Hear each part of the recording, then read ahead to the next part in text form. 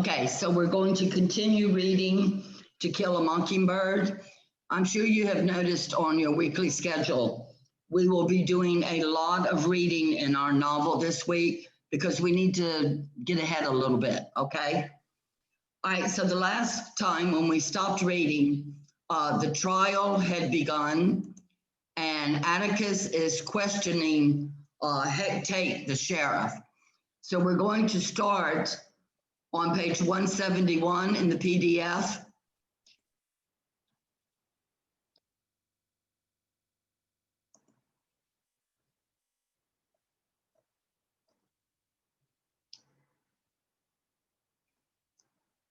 Jenna, will you start reading, please?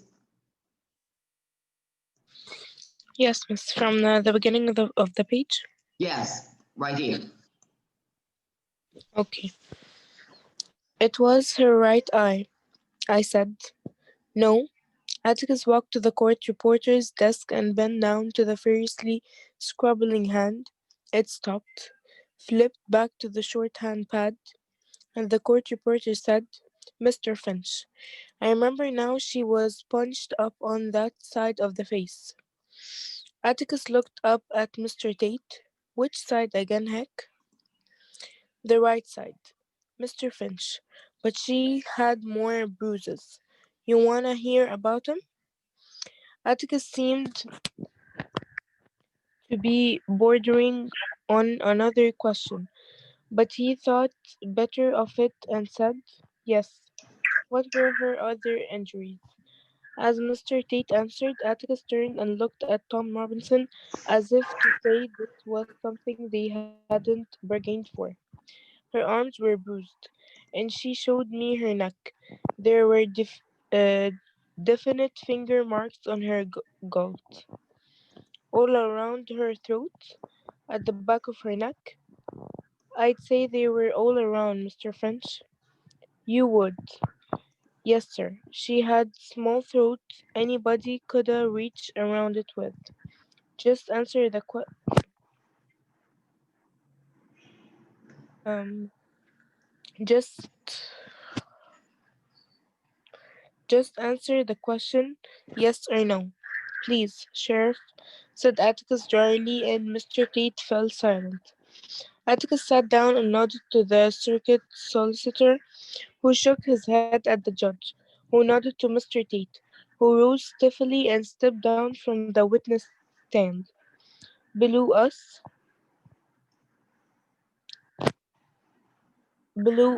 heads turned, feet scraped the floor, babies were shifted to shoulders, and a few children scampered Scampered.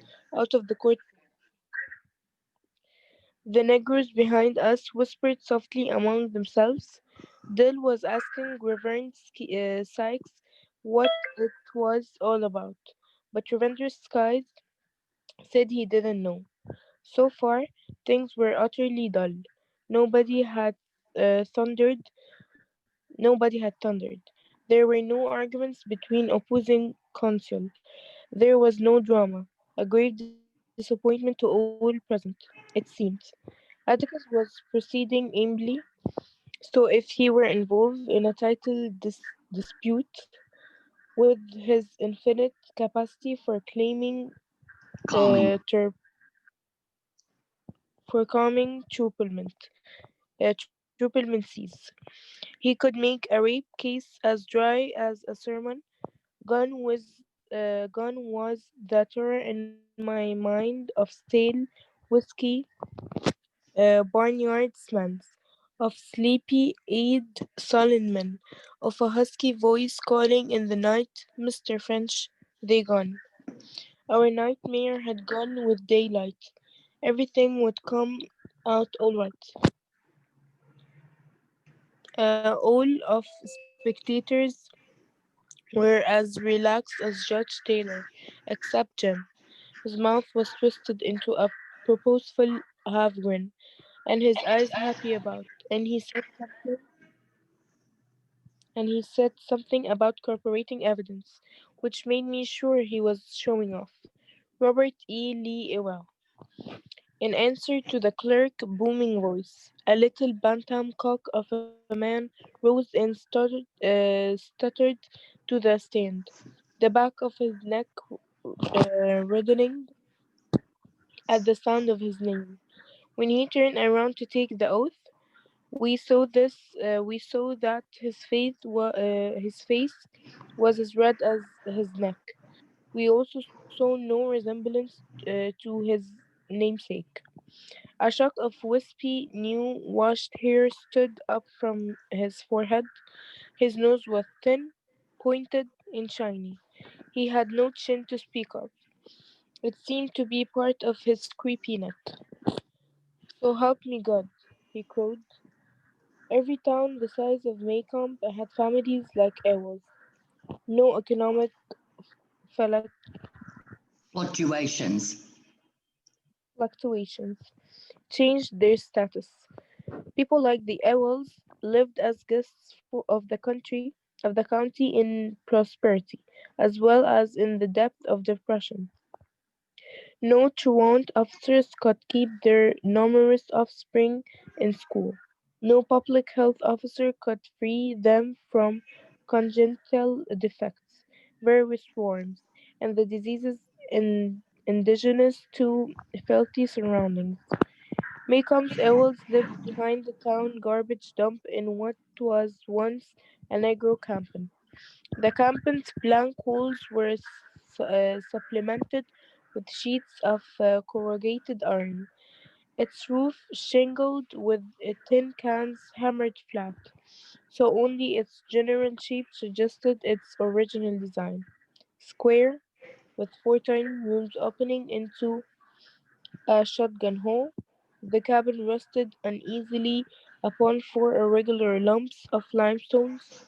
Its windows were merely open spaces in the walls, which in the summer time were covered with greasy strips of cheesecloth to keep out the vermin that feasted on Maycomb's refuse.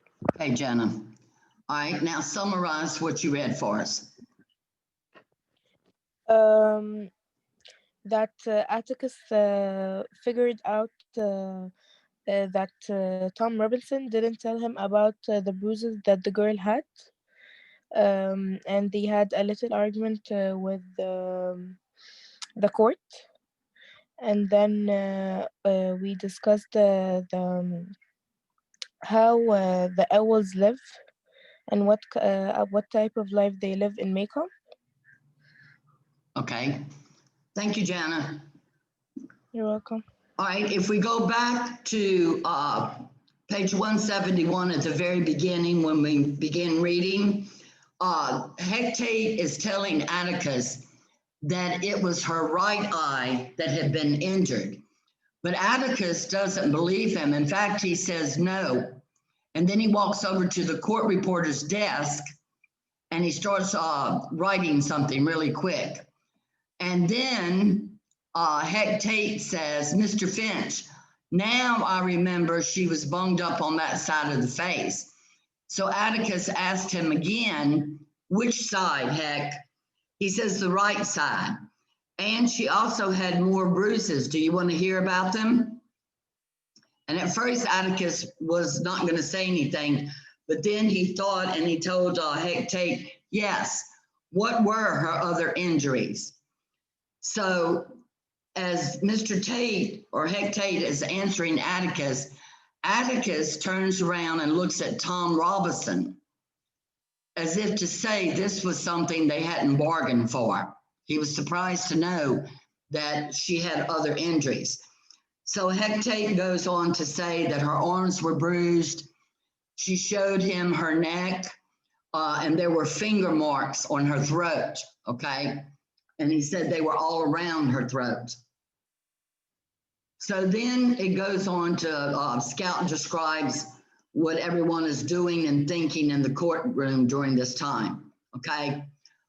So then they call Robert E. Lee Ewell to the stand to testify. All right, so the Scout goes on to describe how the Ewells live. She says that they live behind the town garbage dump that was one time a Negro cabin. And she goes on to explain about there were hardly any walls. There was corrugated iron that covered the walls because they didn't have wood. She said the roof is covered with tin cans to cover the roof, to make a roof for the house. There's 4 tiny rooms. And she just goes on to explain how terrible the house is, okay?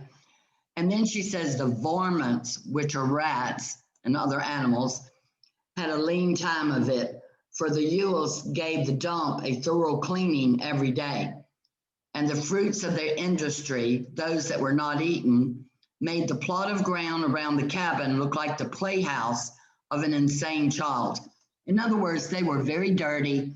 They kept a lot of garbage in their yard because they lived behind the garbage dump. They would go to the garbage dump every day and pick out things that they wanted to keep. And here she names some of the things that were tree limbs, broomsticks, different kinds of tools, barbed wire fence. All of this was a dirty yard. They even had an old Model T Ford, which is a car, an old dentist chair, old refrigerator. Things like this were all over the yard, okay? So now we're going to start here where one corner of the yard, it says one corner of the yard, though, bewildered Maycomb. Against the fence in a line were 6 chipped enamel slop jars holding brilliant red geraniums, cared for as tenderly as if they belonged to Miss Maudie Atkinson, had Miss Maudie designed to permit a geranium on her premises. People say that they belong to Mayella Ewell, okay? So here you have the shack that is barely standing up, but then you look all of a sudden and you see 6 slop jars that had these beautiful geranium flowers planted in them, okay? Basically, that was the only thing that was pretty around the Ewell's house, okay? And everyone said that these beautiful flowers were planted and cared for by Mayella. Do you remember who Mayella is? Yes. Okay, just want to make sure. She's the girl that her father is Robert Ewell, and she is the girl that is saying that Tom Robinson raped her, okay? All right, so now we're going to start reading here. Nobody was quite sure. Abdullah, would you read for us, please?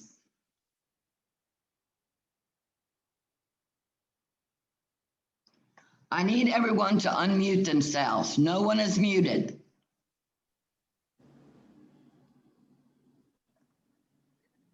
All right, Abdullah, would you read?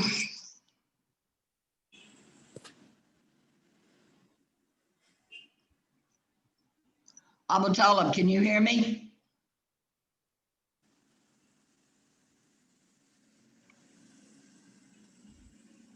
Mahi, would you read, please?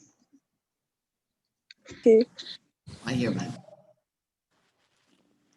Nobody was quite sure how many children were on the space. Some people said 6, others said 9. There were always several dirty-faced ones at the windows when anyone passed by.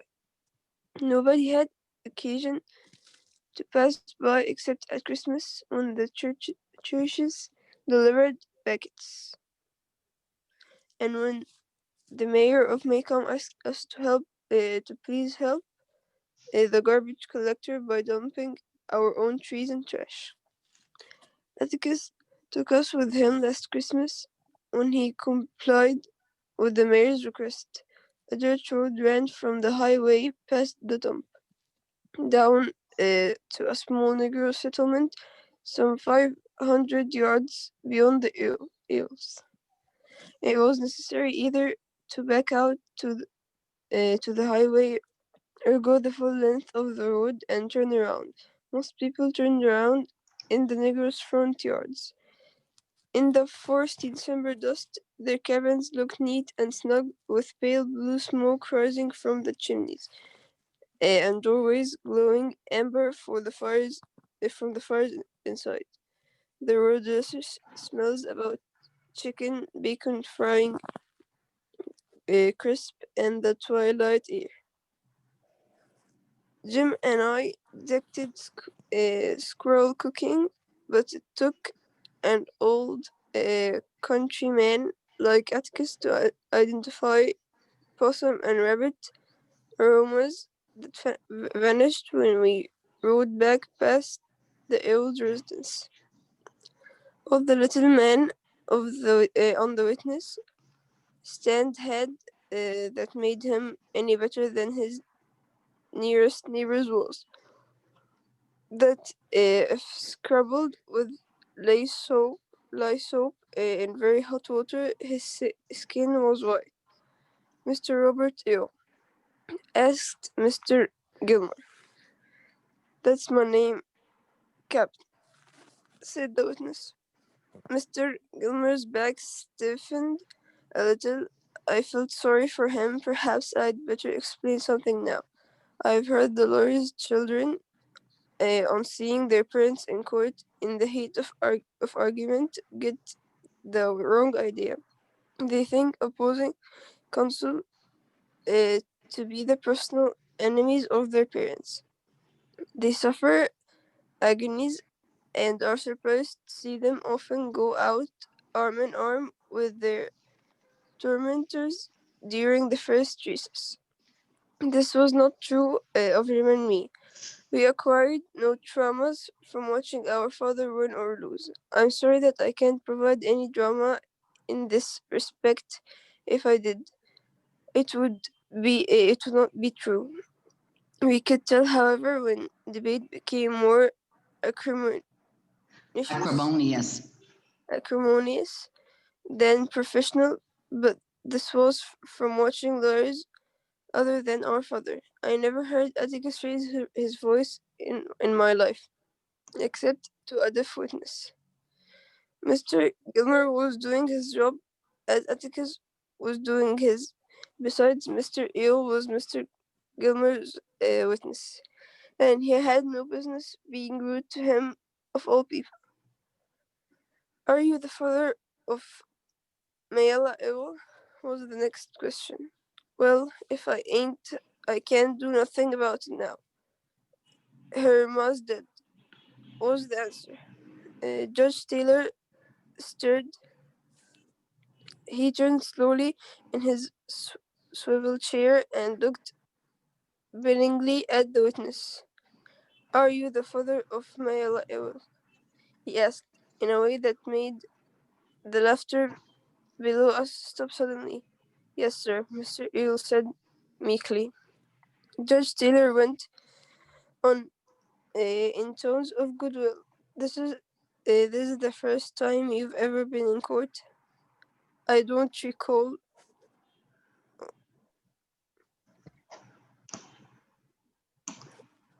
Recall ever seeing you here. At the witness' affirmative nod, he continued. Well, let's get something straight. There will be no more audibly absence Speculations. speculations on any subject from anybody in the courtroom, as long as I'm sitting here. Do you understand? Mr. Okay, Eel nodded. that's good, Mahi. Thank you very much. All right, would you summarize for us? At first, Scout was talking about no one passing by the Eel's house except for Christmas, when the church drops baskets, and they would turn at the nigger's front yard. And then um,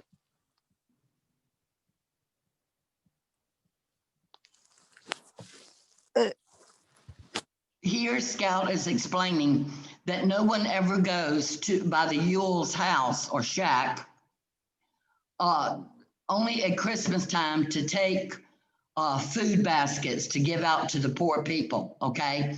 And she explained that she could also always smell delicious smells that she thought like chicken and bacon, that sort of stuff.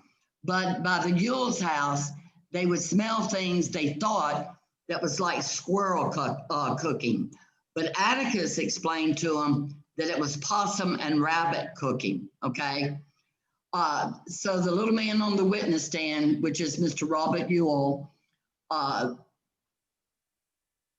Mr. Gilmer asked him or tells him that was Mayella his daughter? And Mr. Yule explains, well, if she ain't, I can't do nothing about it now because her mama's dead. That was his reply. So Judge Taylor tells Mr. Yule, he said, this is the first time you've ever been in court because I don't recall ever seeing you here. And then he goes on to say, let's get something straight. There will be no more audibly obscene speculations from anybody in the courtroom. He didn't like the fact that Mr. Yule made the remark about if Mayella was not his daughter, he couldn't do anything about it now because her mama was dead, okay? So Mr. Gilmer asked Mr. Yule, would you tell us in your own words what happened on the evening of November the 21st?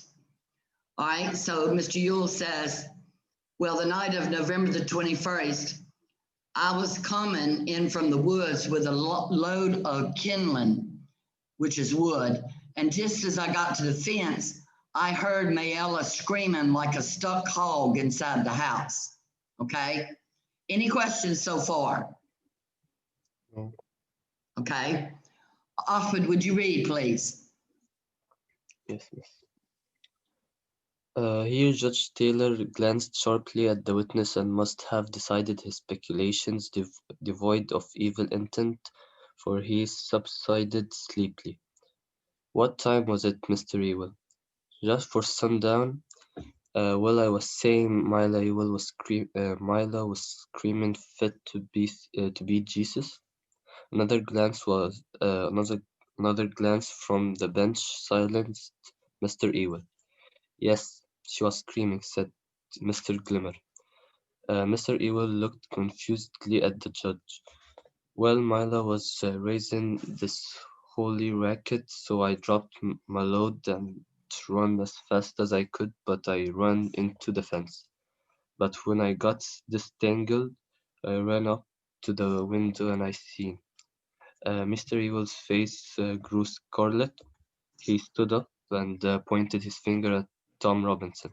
I seen the black nigger yonder written on my Mila. So serene was Judge Taylor's court that he had a few occasions to use his gavel, but he hammered fully 5 minutes. Atticus was on his feet at the bench saying something to him. Mr. Hectate, as first officer of the county, stood in the middle of the aisle, quelling the packed counter room. Behind us there was an angry, muffled groan from the colored people. Reverend Sykes leaned across Dell and me, pulling at Jim's elbow. Mr. Jim, he said, you better take Miss Jane Louise home. Mr. Jim, you hear me? Jim turned his head. Scout, go home. Dell, you and Scout, go home. Okay, Ahmed, stop right here before you continue. Explain to us so far what's happened here. When they were talking, Mr. Robert Ewell, when he was explaining that when he came from the woods, he found Tom Robinson raping his Mila. Yes. He said the word nigger, and it wasn't appropriate to say it in the courtroom. So most of the colored people were so mad about it, and and angry, so they stopped the judging for 5 minutes, and then the colored people were so mad about it, and Reverend Sykes asked Jim to take his sister and go and get back home. Yes. Okay, go ahead, Alfred. Thank you. Good. Very good. You gotta make me first, I said, remembering Atticus' blessed dictum. Jim scowled furiously at me, then said to Reverend Sykes, I think it's okay, Reverend. She didn't understand it. I was mortally offended. I most certainly do. I can understand anything you can. Oh, hush, she doesn't understand it. Reverend, she ain't 9 yet. Reverend Sykes' black eye were anxious. Mr. Finch, no, you all are here. This ain't fit for Miss Jean Louise or you boy either. Jim shook his head. He can't see us this far away. It's all right, Reverend. I knew Jim would win because I knew nothing could make him leave now. Della and I were safe for a while. Atticus could see us from where he was if he looked.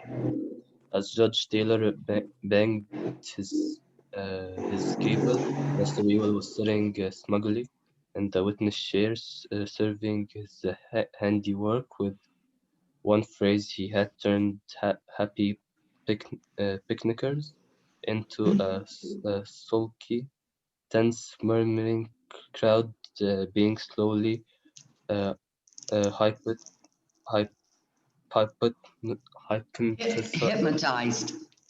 hypnotized by gave taps leasing in intensity until the only sound in the courtroom was a dim ping, ping, ping.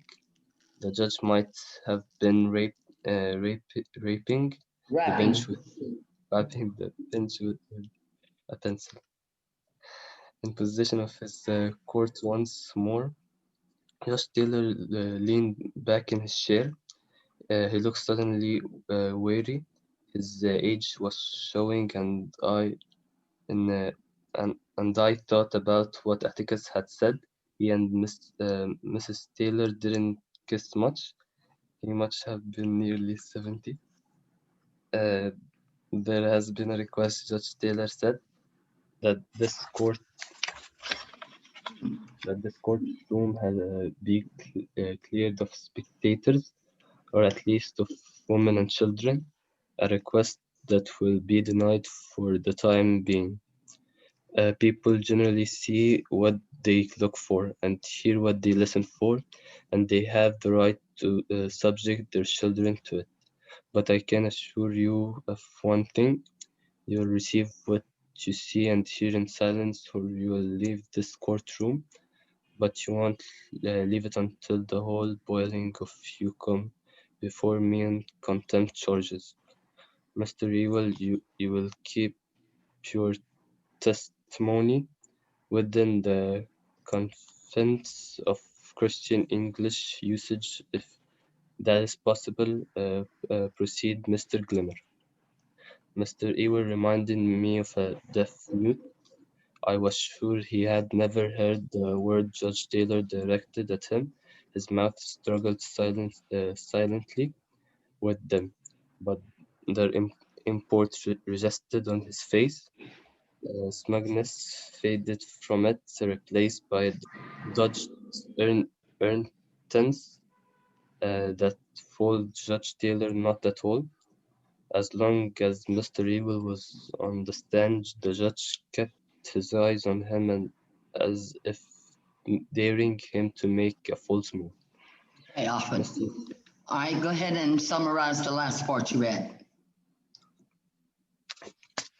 Okay.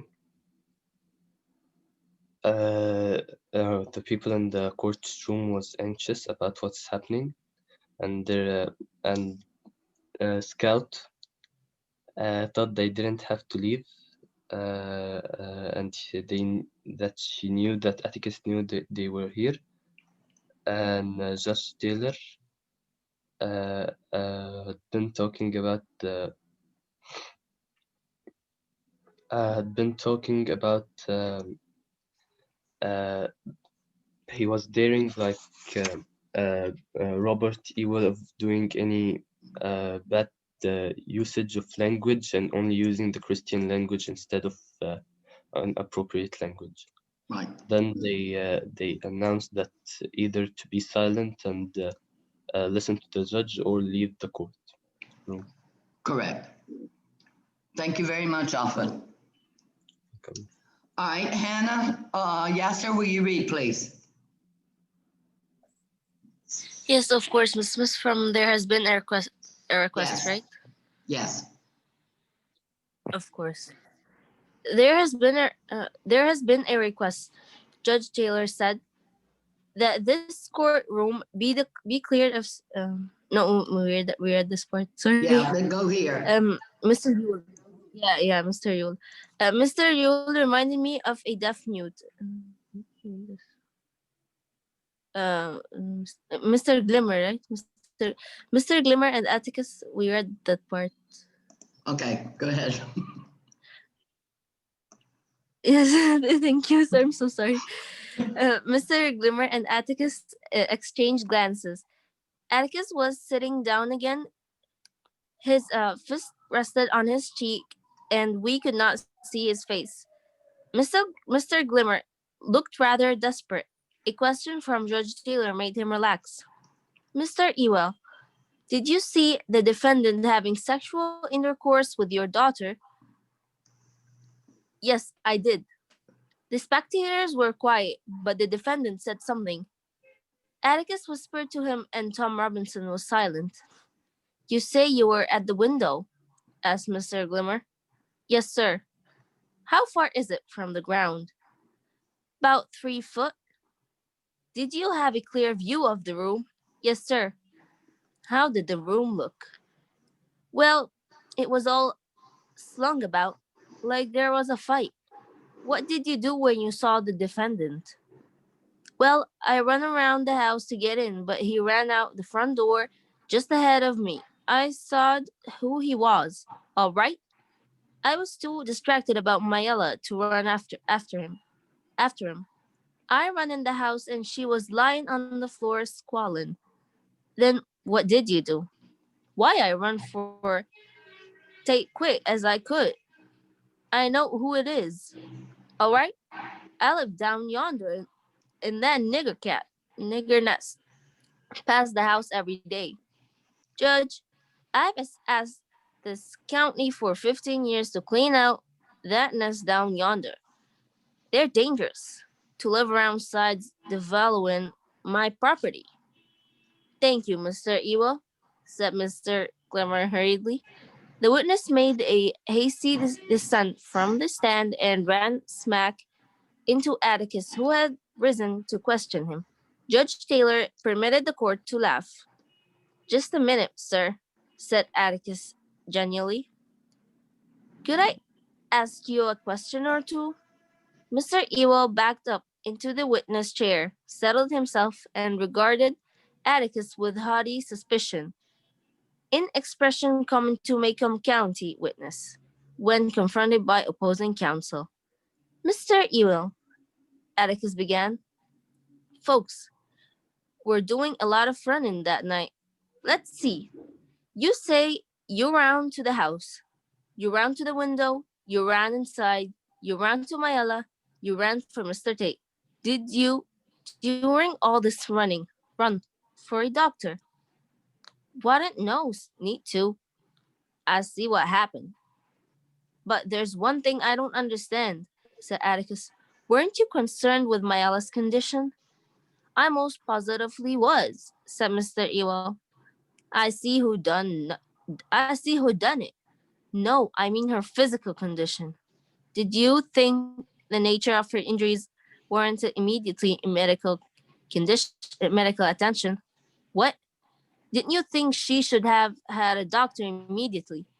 The witness said he never thought of it. He had never called a doctor to any of his in his life, and if he had it, would have cost him $5.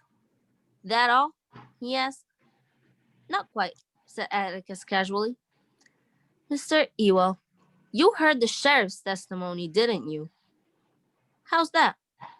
You were in the courtroom when Mr. Hectate was on the stand, weren't you? You heard everything he said, didn't you? Mr. Ewell considered uh, Mr. Ewell considered the matter carefully and seemed to decide that the question was safe. Yes, he said. Do you agree with his description of Mayella's injuries? How's that? Atticus looked around at Mr. Glimmer and smiled. Mr. Ewell seemed determined not to give the defense the time of day. Mr. Tate testified that her right eye was blackened and that she was beaten around the... Oh yeah, said the witness. I hold with everything Tate said. You do? Asked Atticus mildly. I just want to make sure. He went to the court reporter and said something. And the reporter entertained us for some minutes by reading Mr. Tate's testimony as if it were stock market quotations. Which eye he left? Oh yes, that'd make it her right eye. Right, it was her right eye. Mr. Finch, I remember now. She was bunged. He flipped the page. Up on that side of the face, Sheriff. Please repeat what you said it was her right eye, I said. Thank you, Bert, said Atticus. You heard it again, Mr. Ewell. Do you have anything to add to it? Do you agree with the sheriff? I hold with Tate. Her eye was blackened and she was mighty beat up. That little man seemed to have forgotten his previous humiliation from the bench. It was becoming evident that he thought Atticus an easy match. He seemed to grow ruddy again. His chest swelled, and once more he was a red little rooster. I thought he burst his shirt at Atticus's next question. Mr. Ewell, can you read and write? Mr. Glimmer interrupted. Objection, he said. Can't see what witnesses' literacy has to do with the case. Irrelevant and immaterial. Judge Taylor was about to speak, but Atticus said, Judge, if you'll allow the question plus another one, you'll soon see. All right, let's see, said Judge Taylor. But make sure we see, Atticus overruled. Okay, stop there, Mr. Hannah. Glimmer seemed... Hannah, Yeah. stop there, baby. All right, summarize what you read for us. Yes, of course. At first, they were saying that Mr. Glimmer looked he was like very desperate to get Mr. Ewell, Mayella's father, to vouch for him, which he was the defendant for Mr. Glimmer. And then Atticus said, Atticus asked him a couple of questions, which Atticus was then he wanted to was setting a trap step by step for them to make them fall in their own words. Yes. So Mr.